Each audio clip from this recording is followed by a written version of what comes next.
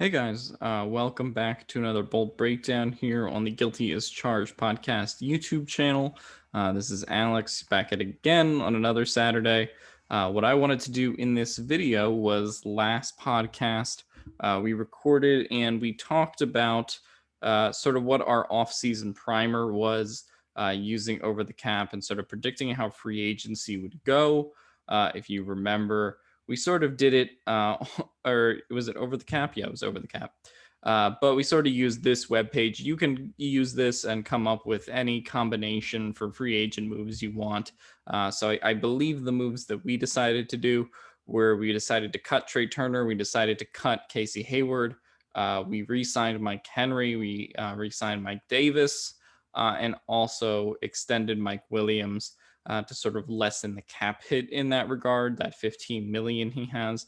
You know, obviously this is all theoretical, right? And some of the free agents that we added were Corey Linsley, John Feliciano. We also added Rams safety John Johnson as sort of the Staley guy to get in this one. And I believe that was pretty much what we did in free agency, along with re-signing Henry and Michael Davis. So there's tons of possibilities that you can go through on Over the Cap. I, encourage you before free agency starts to take a look at it and see what you want to do in free agency because it's a fun little app to use. But what I wanted to do today as sort of the subject for this video was do a video considering free agency, right? So a lot of the times what we have done is we sort of do a mock draft, not considering what happens in free agency. I'm going to sort of use the guide that we made in that podcast video to now talk about, what the Chargers should do in the draft as a result of free agency. Obviously, free agency is sort of something that's independent of the draft in a lot of ways. It's not, 100% related to it, but still, I think it's a good resource to sort of see, if the Chargers do sign two offensive linemen, does their attitude towards the draft change and all that. So let's go through what's happened in the mock draft already. It was a little weird how it loaded. Trevor Lawrence, Zach Wilson, Penei Sewell, Kyle Pitts, Jamar Chase, Justin Fields to the Eagles. Great.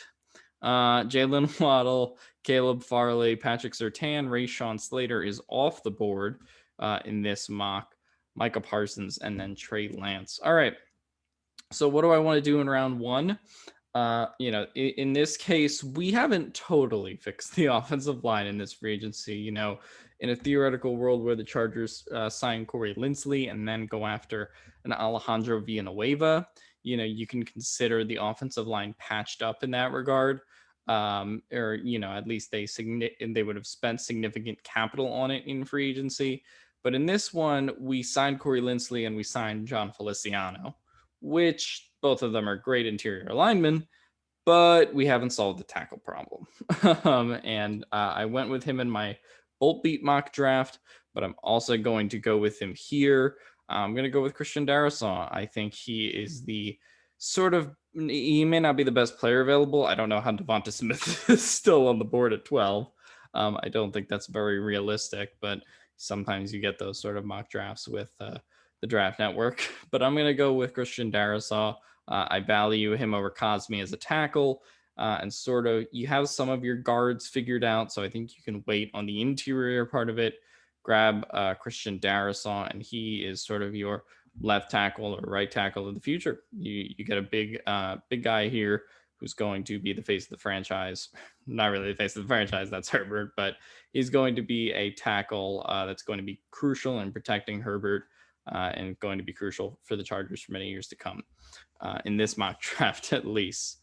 I still think, honestly, Riley, one of our fans, was talking about it, and he was basically saying, even if the Chargers did go out and get Thuney and Villanueva and Linsley, I might still want to tackle because you want your guys to sort of crap, I forgot to hit 7-round mock draft. Whoops. Yeah, that's my bad. All right. No, I do not want to be the Rams. It didn't give me the option to hit 7-round mock draft. That's right, because it dropped me into the draft all weird. All right, so yeah, I wanted to do a 7-round mock draft. So let's hope that goes a little bit better this time. Did it freeze? I don't know if it froze or not. Great. This is going awesome. All right, let's exit that mock draft and try to reload it. Bear with me here with these technical fucking difficulties. I don't know what's happening today. Hopefully it works now. Let's select the Chargers and try to get this show on the road. We want to have 7, make it a full mock draft. By the way, if you haven't read it this week, I did do my Bolt Beat mock draft at this point. I do one every month leading up to the draft that I started in November. So I did also pick Christian Darrisaw in the first round of that mock draft, but it's a full 7-round breakdown. So if you want to go check that out on Bolt Beat, you can. But anyway, I just explained it. Micah Parsons is still on the board in this simulation, but again, because we haven't really fixed the tackle spot in free agency, I still think that you have to go with Christian Darrisaw here. Again, another option is Elijah Vera-Tucker, who I also like, but I'm going to go with Darrisaw in that pick. So, I do still feel like you have to go tackle, even if you went after Villanueva. Alejandro Villanueva is 33, right? You want to get that young tackle who I think has, can be your tackle in the future, has a lot of time. That's really what you want here, and is on a rookie deal too. That's also crucial, I think, in this conversation when we're talking about who the team should take. All right. So the Chargers are now up at 47 in the second round. There's a lot of great guys they can get here. You have the 2 safeties, Richie Grant and Trevin Moehrig. I don't think they're going to be going for a safety in the second round. Leatherwood is interesting, but we did sort of just take Darrisaw, so it would be pretty ballsy to go back-to-back tackles, right? Wyatt Davis is here, Creed Humphrey is here, Landon Dickerson is here. A lot of the guys that we normally talk about are here. But I'm going to keep it a little bit interesting. I think that when you look at this, Wyatt Davis is a great pick, and I actually did pick him in my Chargers Bolt Beat mock draft, which didn't really account for off-season moves. I did pick Darrisaw and Wyatt Davis. If Wyatt Davis is in the second round, I'd be hard-pressed to go against him. But actually, considering what we did in free agency in that video, we did cut Casey Hayward. And that's a big deal because, you cut Casey Hayward, you have to replace him. And they may replace him in free agency. We don't know what they're going to do there exactly. But for me, I'm actually going to go with cornerback. And so that guy is still on the board here. I'm going to, I guess, pair him with Michael Davis. It's a little bit of a reach, but it's one that I'm comfortable making. Asante Samuel Jr., I think, is going to be a really good corner in the league. So because we cut Casey Hayward and we didn't really replace him in free agency, I'm going to factor that need in. I also think that he's one of the few really good tier 2 corners that's left at this point. I think Horn, Surtain, and Farley make up that first group, but that second group I definitely think is one that someone like Asante Samuel is part of. And if you're cutting Casey Hayward, you're gonna need cornerback help. So that's why I went corner there and took Asante Samuel out of Florida State. All right, so now we're in the third round. I know Steven's going to be yelling at me for not taking an offensive lineman at that point in the draft, but I'm going to do what I'm going to do. All right. Now let's get back to mock drafting. It is the third round, pick 77. Deontay Brown is on the board. Marlon Tuipulotu is on the board. Amari Rogers is a great potential slot option. I still think it's a little early to take a receiver here, though, although you can. In my Bolt Beat mock draft, I did select Des Fitzpatrick out of Louisville in the fourth round. So I do think they could take a wide receiver, even though they do kind of still have plenty. A lot of options here. But you know what? We didn't really do a lot about the edge position in our sort of breakdown video. We thought about signing Leonard Floyd. I voted to sign Leonard Floyd. Steven and Tyler voted against it, so majority rules there. So because they didn't take Leonard Floyd, I'm going to go with edge Peyton Turner. We interviewed him. Obviously, it's not the same thing. One is a weak side defensive end, one is an outside linebacker, but it's another guy that you can place sort of opposite Bosa and have him in that sort of rotation of guys at that position. I don't think they're going to find their full answer to that question unless they sign a Leonard Floyd pass rush type presence. But I still think you can put a Peyton Turner or some defensive end outside linebacker into that rotation with Uchenna Nwosu, Isaac Rochelle, Jerry Tillery, whoever it might be, sort of rushing the quarterback at that point. So we've gotten 3 key needs: offensive tackle, interior offensive line, cornerback, edge. This is one of those things where do I wish I could go back and figure out what to do more with tackle and interior offensive line? Maybe, but it's also good to sort of flip around the draft and see, what you would do if you don't go back to back in the first 2 rounds on offensive line. I'm going to go with Ben Cleveland here. I think that, we went we went with the tackle in the first round.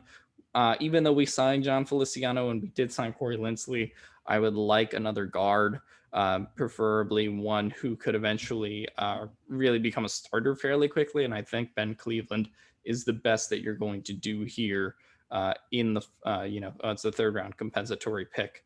So we're going to go with him. I eventually see him in this kind of simulation, eventually playing sort of maybe a left guard sort of role. So hopefully that works out. So let's go back to our picks just to take a look at what we've done so far. We took Christian Darrisaw in the 1st round. Still didn't feel like we had that tackle presence, right? Asante Samuel Jr. I mainly took because I like him a lot. And also we cut Casey Hayward in our sort of mock free agency video. So I think that was a good pick. Peyton Turner, I took as an edge. We didn't really address edge in free agency by signing an outside linebacker or signing a defensive end. So sort of took that into my own hands here, and we got an edge who maybe can develop really quickly in the league. And Peyton Turner, I happen to like him a lot outside of his funny interview he did with us. And Ben Cleveland, I think, is a good, for a 3rd round compensatory pick, still in the top 100. I think he's the best that you're going to do for an interior offensive lineman. So let's now go to the 4th round and see what we have on the board. Tylan Wallace from Oklahoma State. He's sort of a decent jump ball receiver presence. I like him a lot. Demetric Felton from UCLA is very interesting. I know guys in the YouTube comments have talked about it, and obviously he's from UCLA, and we have a lot of viewers from Los Angeles and San Diego. So he's an interesting guy to go for here. I actually did mock Kylan Hill to the Chargers in the 5th round of my Bolt Beat mock draft. So interesting name to keep there. Trey Sermon is here. A lot of sort of needs we can go after. We did get our offensive tackle and interior offensive line. We got our cornerback and we got our edge. So we sort of have drafted a little bit by need so far. Even though it hasn't felt like that. We've kind of just been going a little bit best player available. But, we also have been filling the Chargers' needs pretty well, I think. A lot of guys you can go with here. Personally, out of this group, I'm going to go with Demetric Felton. I think that he is sort of the best player on the board. I think he can align at a lot of positions in the offense. I think he's a decent slot presence. I don't think the Chargers need to draft a receiver super high in the first 3 rounds or on day 1 or day 2. But if they want to go for a Demetric Felton or Des Fitzpatrick on day 4, day 3 of the draft, maybe in round 4, round 5, that's not something that I'm against. So I am perfectly cool to keep going with that.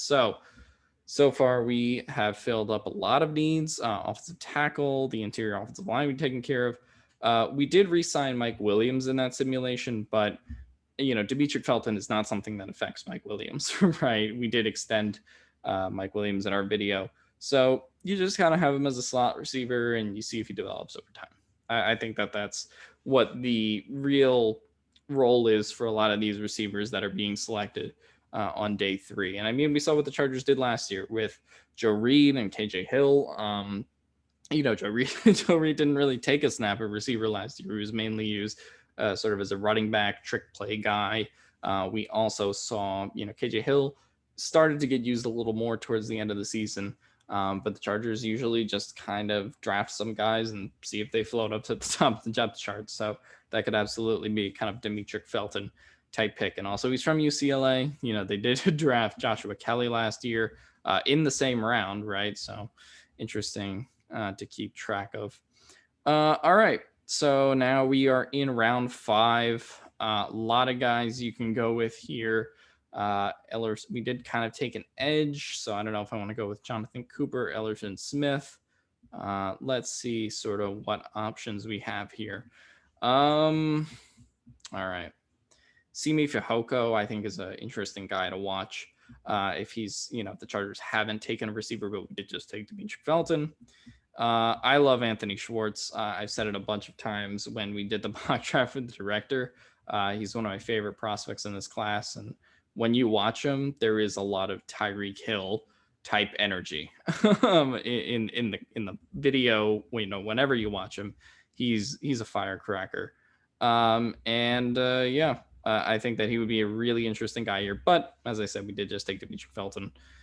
And this is an interesting one. I'm going to go with Tedderell Slanton here out of Florida. I think that's how you pronounce it, or Tedderell Slanton. I think he's as I sort of list here, he's impressively built. I think what he is preparation maybe for the eventual Linval Joseph leaving, right? In our mock free agency, we kept Linval Joseph. We did not cut him. There have been some people that have listed Linval Joseph as a cut candidate. It wouldn't shock me by any means if he was cut because of his age, because of his contract. It just wouldn't surprise me. So in this situation, though, we kept Linval Joseph for another year. I think we actually did extend Linval Joseph by a year in that video to keep the cap hit down.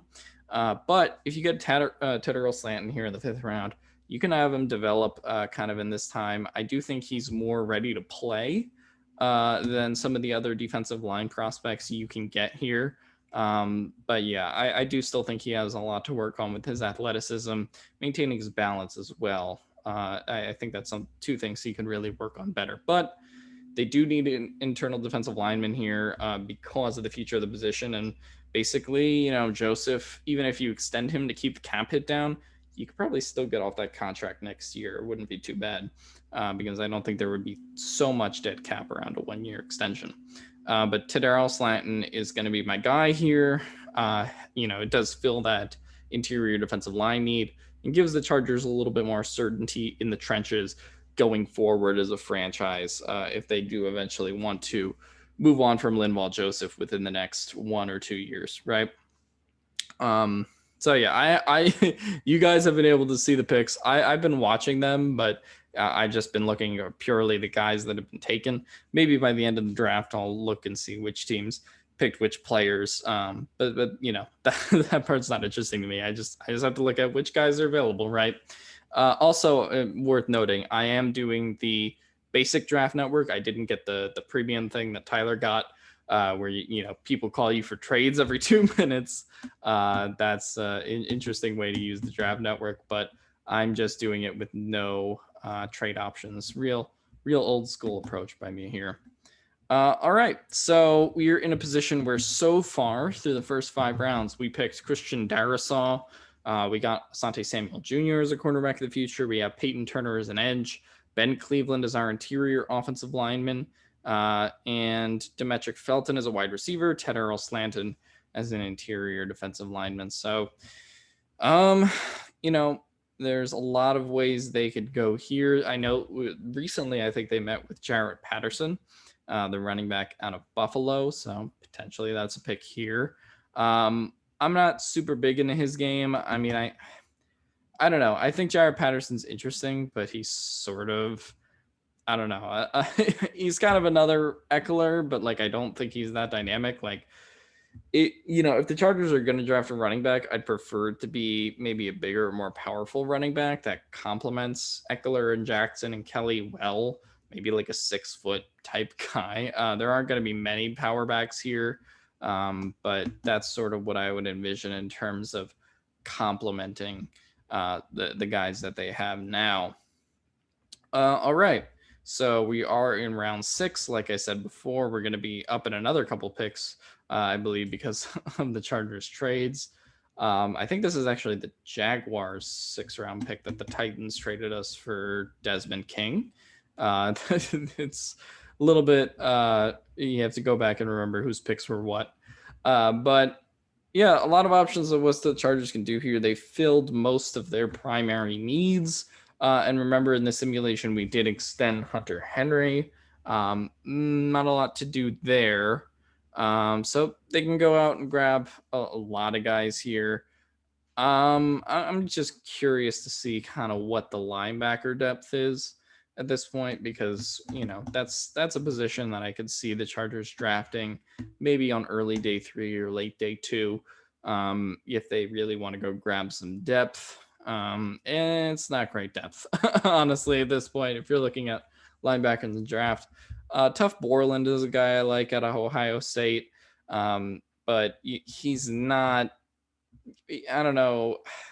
It's tough to see. He's sort of a depth linebacker. I mean, you can sort of go with a special teamer here. I think what Tough Borland would be is sort of what what's his name? The guy that having brain fart. Who was the Chargers linebacker that used to play special teams?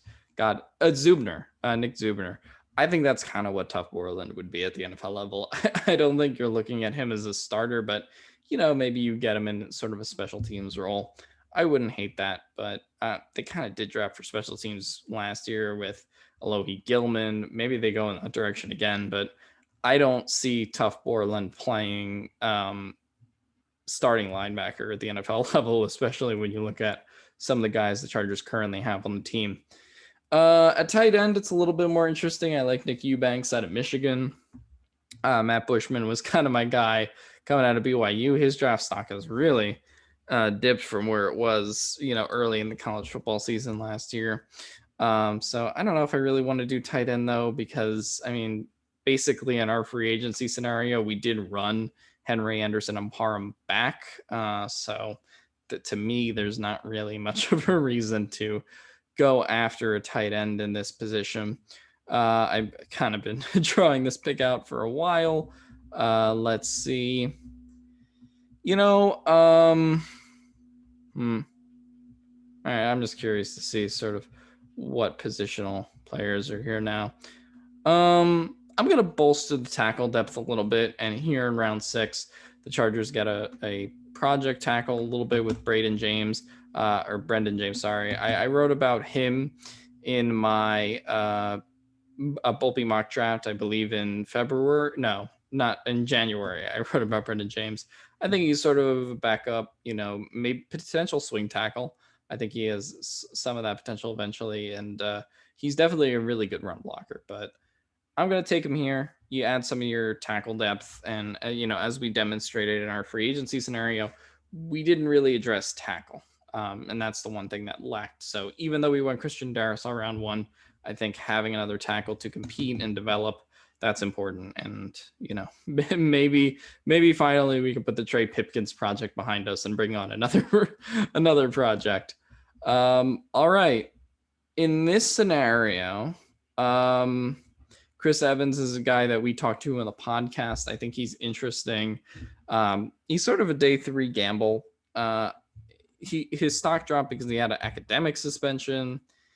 I'm still kind of a fan of Chris Evans, and I actually like his build as a player and sort of how he runs. I think it's a complementary kind of to how Austin Eckler and Josh Kelly play, as well as Justin Jackson. They're not necessarily big physical backs. Basically, if Chris Evans came on the team now and he's still growing, he would probably be like the most powerful back they have. I mean, I know Eckler's, the best pound for pound guy, but in terms of a goal line guy, I mean, that might be Chris Evans. So let's just take him here. I mean, look, it's round 6. You're kind of shooting the shit here and just seeing if you can get a guy that works. The chart, in the free agency, we did not draft a running back or sign a running back of any kind. I know there were some weird Aaron Jones connections to the Chargers, but to me, I think you just draft a running back in the 5th or 6th round, 7th round, see if you can get a guy that maybe pushes Josh Kelly a little bit. That's sort of my inspiration for taking one there. All right, and here we are in round 7, our last pick. So what I actually have tended to do in my round 7s, I like to look at the tight ends that are available. One of the guys that I really like is the Ohio State tight end. Let me see if he's still here. Luke Farrell. I really like Luke Farrell from what I've seen from him. I think he can be a solid Virgil Green type replacement. He's a really good blocker. I don't ever see him becoming a tight end 1, but then again, this is around 7, and all the really great tight ends have been taken. But I see him developing into kind of a good blocker that can play at the NFL level, and that's really what you need out of a T2 or just a guy that comes in as a blocker. And if they're going to lose Virgil Green, they need to replace that in some way. So I think Luke Farrell can pick up some of that slack. So by the end of this mock draft that we've done, we have our picks, and I'll go through and see if there were any picks in the NFL that were crazy. Darrisaw, number 1. Number 2, we went with Asante Samuel Jr. 3, we went with Peyton Turner. 4, Ben Cleveland. 5, Demetric Felton. 6, Darrell Slanton. 7, Braden James. Our 8th pick was Chris Evans. 9 was Luke Farrell.